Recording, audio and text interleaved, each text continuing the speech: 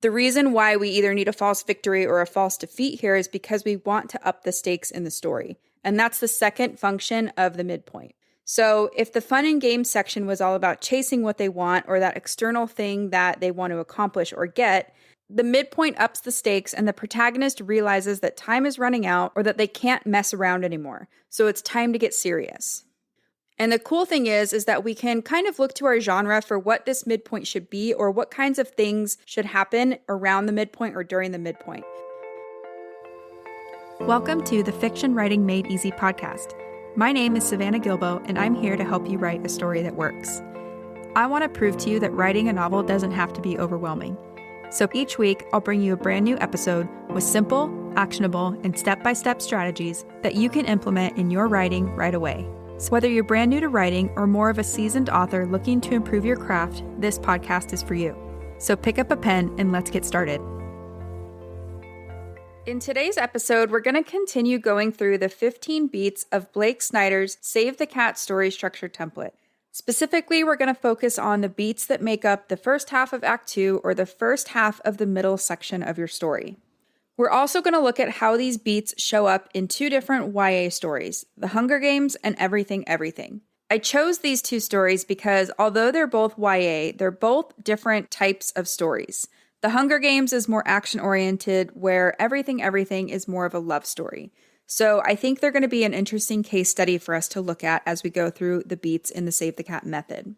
If you missed last week's episode number 47, where we went through the beats that make up Act 1 or the beginning, I highly recommend pushing pause on this episode and going back to check out episode number 47 first. I will link to that episode in the show notes for easy reference, but you can also look it up wherever you're listening to this podcast.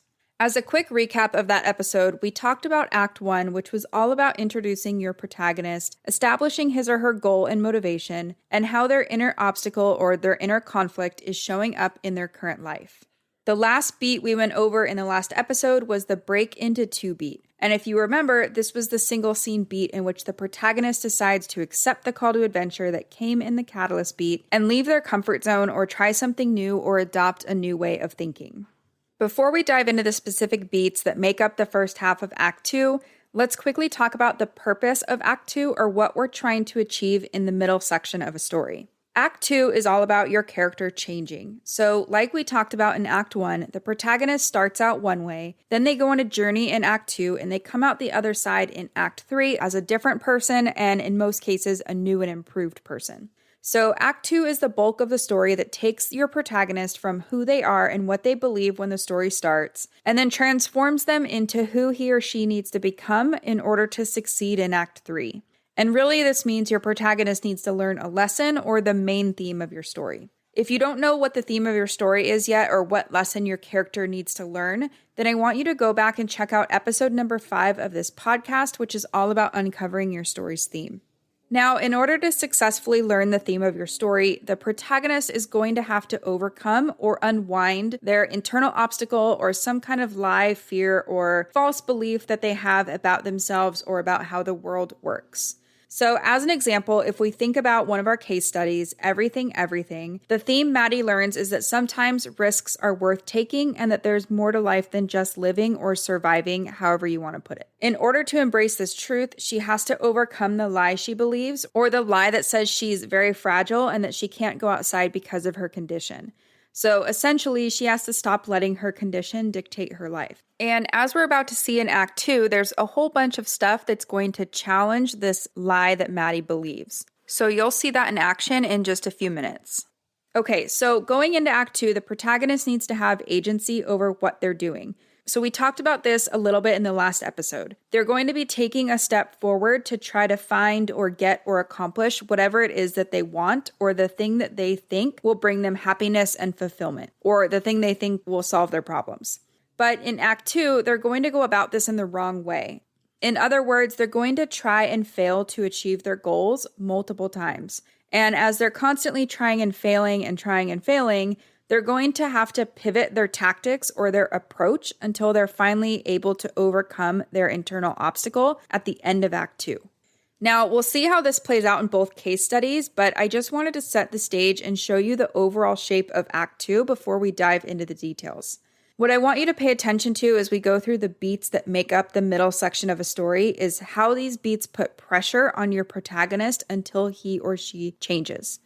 The plot events in Act 2 and how your character responds to them will constantly challenge their inner obstacle and force them to keep trying different things until they eventually hit rock bottom and realize that there's no way forward unless they make a change. One more thing, and then I promise we'll dive into the beats. Let's quickly talk about word count. We're going to keep going with our example from the last episode of planning an 80,000 word novel. So the middle section of a story generally takes up about half of the entire word count, so that means we're looking at about 40,000 words total for this section of the story. But since we're focusing on the first half of Act 2 in today's episode, we're going to be working with about 20,000 words. Now, let's also say that on average, you write about 1,500 word scenes. That means we can plan for about 14 scenes that are going to make up this first half of Act 2. I mentioned in the last episode that I always recommend writing between 1,000 and 2,000 word scenes, with the sweet spot being around 1,500 words. And the reason for that is that a 1,500 word scene is long enough to convey what's happening, but also short enough to hold your reader's attention and make them want to continue reading. So just keep that in mind. Now, we have about 20,000 words to play with here, and we have about 14 scenes within those 20,000 words. Just a quick reminder that some of the beats in the Save the Cat method are going to be single scene beats, while others are going to be multi-scene beats. I'm going to explain more about that once we get into each beat, but just keep that in mind for now. If you want to follow along and take notes as we go over each of the beats that make up the first half of Act 2, or just see a visual of what we're going to talk about, I created a worksheet that goes along with this episode that you can download at savannahgilbo.com/scene map. So that's scene map, one word, savannahgilbo.com/scene map. Now let's dive into the beats. Okay, so beat number 7 is the B story. And the B story is the very first beat in Act 2 following the break into 2 beat. This is a single scene beat that introduces a new character or characters, depending on your story, who will ultimately help the protagonist learn the lesson of the story. So out of our 14 scenes that make up the first half of Act 2, this is going to be scene number 1 or scene number 15 in your overall story. In The Hunger Games, the love story between Katniss and Peeta is the B story. And although romance has been hinted at before, this B story really kicks into gear when Peeta confesses his feelings for Katniss during the televised interview with Caesar Flickman. Katniss is furious that Peeta did this because A, she doesn't know if it's true or if he's just manipulating her, and B, she knows she's going to have to kill Peeta in order to survive the Hunger Games, and this whole crush thing just makes that eventuality feel a lot more difficult. But eventually, Peeta is going to help Katniss see that there's more to life than just survival. In Everything, Everything, this is actually an overlap of the theme stated beat when Maddie's nurse, Carla, tells Maddie that everything in life is a risk, including doing nothing, and that it's up to each one of us to decide what type of risks we're willing to take. We've already learned that Maddie doesn't take any risks because of her condition, but here we see that if she really wants to live a life and not just stay alive, she's going to have to find the courage to take some risks. So Carla is really the B story character who helps Maddie navigate her relationship with Ollie and all the risks that come with being his friend. So that's how the B story beat shows up in both of our case studies. Now, typical manifestations of the B story characters are characters like a nemesis, a mentor, a friend, a family member, or a love interest. The key thing to note here is that it's great if your B story character can be someone who the protagonist would never have met or noticed in the Act 1 world. And the reason for this is that you really want the B story character to represent the change to come and or the new way of thinking. So if they were in your character's Act 1 life, then why wouldn't your character have changed before now? Ideally, the answer is that they weren't, and now they're more permanently in your character's life. The example from The Hunger Games is a really good one here because Peeta has lived in District 12 his whole life, and yes, he did have a few run-ins with Katniss in the past, but it isn't until they're both representing District 12 as tributes that Peeta takes on a bigger role in her life, and because of that, he takes on a greater influence too. So however you introduce this character or this subplot, just consider that the main function of the B story is to help the protagonist learn the lesson of the story. And sometimes people ask me if it's okay to have multiple B story characters, and the answer is always going to be yes, as long as they're both fulfilling the function of the B story character role. And I say that because otherwise, when it comes time to edit your draft, you're likely going to end up cutting one of the characters if they don't fulfill the function of the B story character role. So, a good example of this is Ron and Hermione in the Harry Potter series. Both of these characters help Harry learn different lessons in different ways. So, neither of them feel like a repeat of the other, and neither of them feels like just an extra character that kind of hangs off to the side. They both have a pretty good and pretty solid purpose in the story and how they help Harry learn the lessons of the story too. So that's beat number 7, the B story beat. Beat number 8 is the fun and games. And this is a multi-scene beat in which we see the protagonist really sinking into their new world, and they're either going to be loving it or they're going to be hating it. So they're either succeeding or they're kind of just floundering around. And in our plan of 14 scenes in the first half of Act 2, this is actually going to be about 12 of those 14 scenes. So it's the majority of the scenes that make up the first half of Act 2. Now, because of this and because of the name of the beat, a lot of writers I work with get really confused by this one. So they think because it's called the fun and games beat that it just literally has to be fun and games for their character and that there's not going to be any conflict whatsoever. And that's just not true. Every scene in your novel needs to have conflict in it, otherwise it's going to be boring. And conflict doesn't always mean that bad stuff has to happen or that there's going to be explosions or car crashes or whatever. If your character wants something but is presented with 2 equally good ways of getting it and will miss out on something with either choice, then that is conflict. So I just want you to keep that in mind.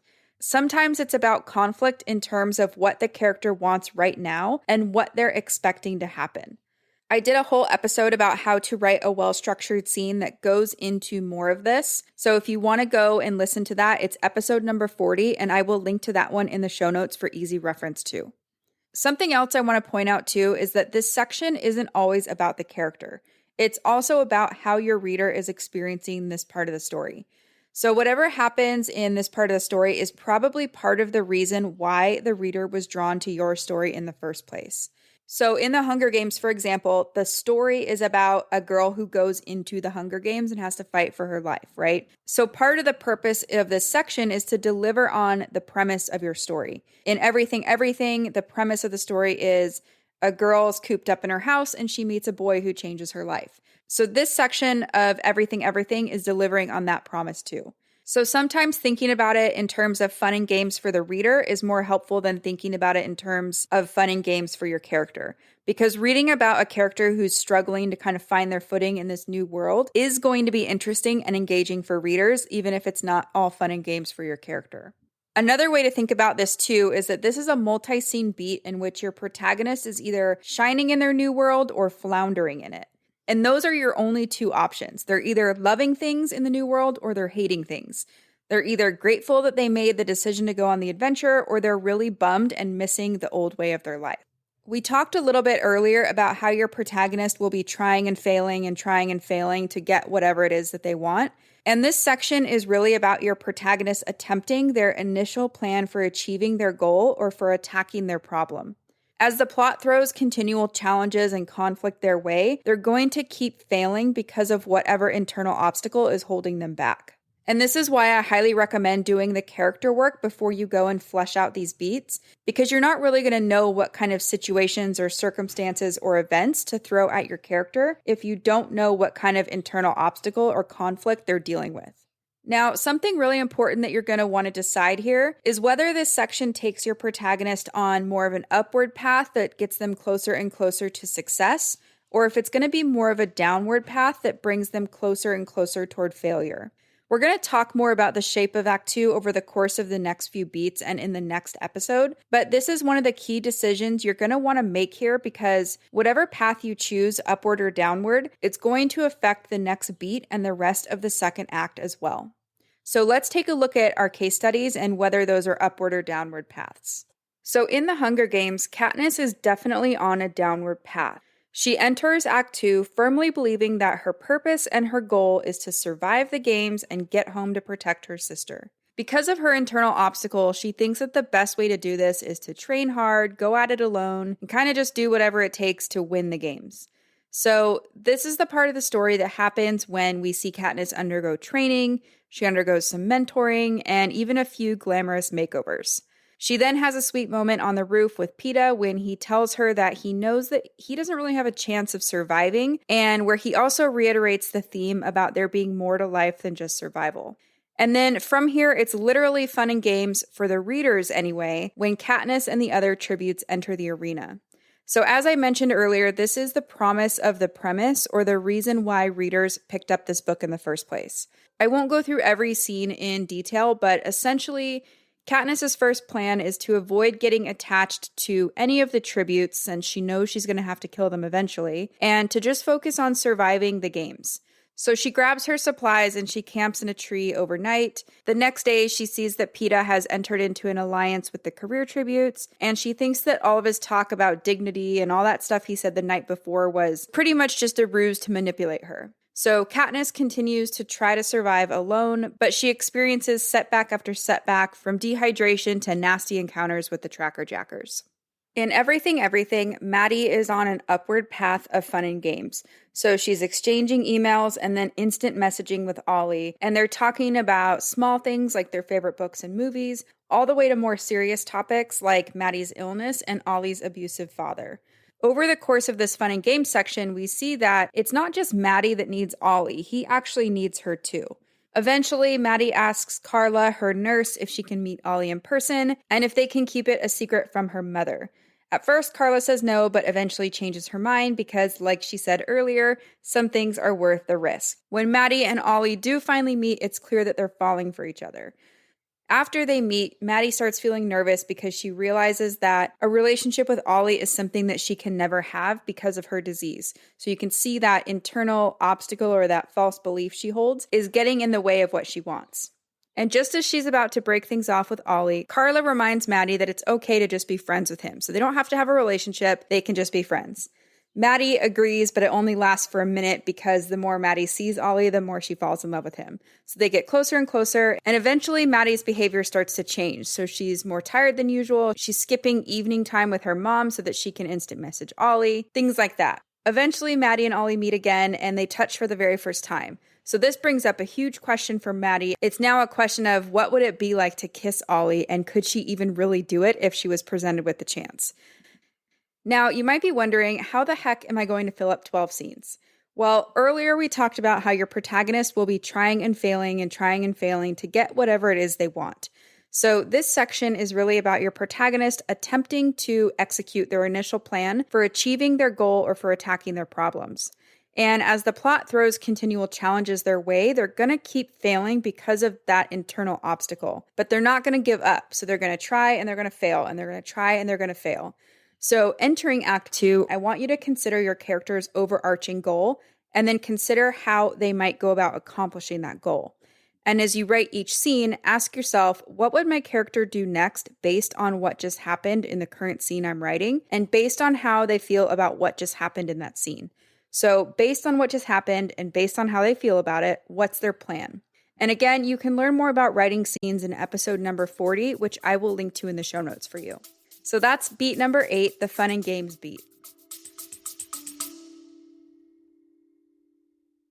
Have you been dreaming of writing a novel, but you don't know where to start? Or maybe you've tried writing, but you keep getting stuck halfway through a draft? If so, I have a free training you're going to love. It's called 3 Things You Need to Write Your Novel in 2025, and in this free 60-minute training, I'll share the exact same process my clients and students have used to go from idea to completed manuscript in just months, not years. You'll also learn why most writers never finish their drafts, and spoiler alert, it's not a lack of talent or good ideas, as well as how to overcome feelings of perfectionism, self-doubt, and overwhelm that stops many new writers in their tracks. You can register for this free training at savannahgilbo.com/masterclass. So one more time, that's savannahgilbo.com/masterclass to register for the free training. I hope to see you there. Beat number 9 is the midpoint, and this is a single scene beat in which 3 super important things happen. First, this is where the fun and games beat culminates in either a false victory or a false defeat.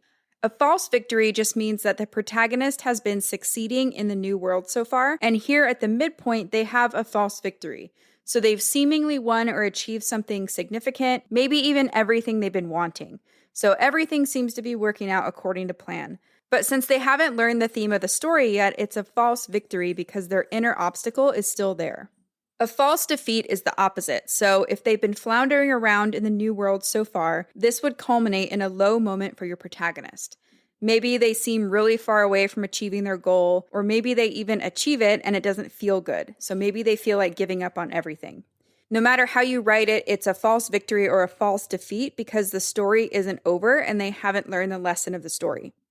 The reason why we either need a false victory or a false defeat here is because we want to up the stakes in the story. And that's the second function of the midpoint. So if the fun and games section was all about chasing what they want or that external thing that they want to accomplish or get, the midpoint ups the stakes and the protagonist realizes that time is running out or that they can't mess around anymore. So it's time to get serious.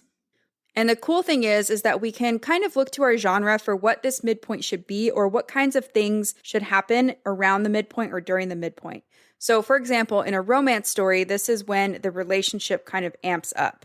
So depending on the heat level, this could be a first kiss, it could be two people sleeping together, a marriage proposal, someone saying they love you, or just anything like that that takes the story to the next level. In something like an action or horror story, this could be some kind of ticking clock that gets introduced into the plot. So whatever happens maybe gives rise to some kind of deadline by which the protagonist has to act. So it ups the stakes. In a mystery or a thriller, this could be a really fun plot twist where readers and the protagonist realize that they don't even really know half the story yet and that there's still all this other stuff to learn. It could also be something that happens that nobody saw coming and kind of just puts pressure on your protagonist. So it could up the stakes in that way. So if you do get stuck here, you kind of just want to think about stories that are in the same genre as yours and say, okay, so what did they do to up the stakes and how could I do something similar? So that's the second function of the midpoint, to up the stakes. The third function of the midpoint is to cross the A and B stories. So the A story is your external plot. It's whatever is happening in the external world. The B story is the inner character journey, which is represented really by that B story character or that subplot. It's that inner journey they need to go on. So because of this, the midpoint often changes the direction that the story is headed in. This is also where the protagonist might shift away from chasing their wants or letting go of that thing they want in order to start figuring out what they need. And just know that this is not all going to happen in one scene. I'm just saying that the shift usually starts to happen here. So they start shifting away from that thing that they want and they start going after that thing they need, even if they're kind of going after it unconsciously. So no matter what happens, this is really where the protagonist realizes that things haven't been working out, so they have to either change their tactics or their plans again. And because you've upped the stakes, it's now even harder for them to go back to their old world or who they were in Act 1. And this is really what that advice means, to keep upping the stakes. You want to keep upping the stakes so that your protagonist has to complete their arc of change, and so it's not easy for them to turn around and just go back home and forget the whole thing. So if we look at our two case studies, in the Hunger Games, this is where Katniss is kind of suffering these major hallucinations and she staggers and falls to the ground. She knows that the career tributes are pretty darn close behind her, and she sees Peeta running towards her through the trees. But instead of stabbing her with his spear, he gets her up and he tells her to run. So the stakes are raised here and the A and B stories cross when Katniss realizes that Peeta just saved her life. So maybe he isn't just manipulating her for the sake of the game. Maybe he really does care and he does have feelings. This is also a false defeat moment because Katniss and the readers know that both Peeta and Katniss can't win. So for Katniss, it's kind of like, what's the point of loving someone who's going to have to die in order for me to survive? And what Katniss is going to learn is the theme of the story, or that there's more to life than just surviving the games. There's more important things. This is also where we see Katniss shift tactics because after Peeta kind of saves her, she decides that her best chance of survival is to join forces with some of the other tributes. And this is interesting because, again, she hasn't learned the lesson of the story. So in her mind, she's kind of thinking, okay, I'm going to join forces with the other tributes, but in the end, I still plan on surviving alone because as far as she knows, only one person can win. In Everything, this is when Maddie and Ollie kiss for the very first time. And this is a false victory because just a few pages later, Ollie gets in a big fight with his dad and his dad physically abuses him. So Maddie runs out the front door and she tries to help Ollie, even though her mom is in the house screaming at her to stay inside because of her illness. So essentially, she's risking her life for Ollie here. And when it's over, Maddie's mom realizes that this boy that moved in next door is not actually a stranger to her daughter. So they're close, they know each other, and Maddie just kind of continues to lie about the whole thing. So this is definitely up the stakes for Maddie, and it, in a way, shifts her from kind of pursuing this thing that she wants, which is a relationship with Ollie, to almost starting to challenge her mother and this lie that says she has to be inside all the time. So that's beat number 9, the midpoint moment, and that wraps up part 1 of the middle beats of the Save the Cat method.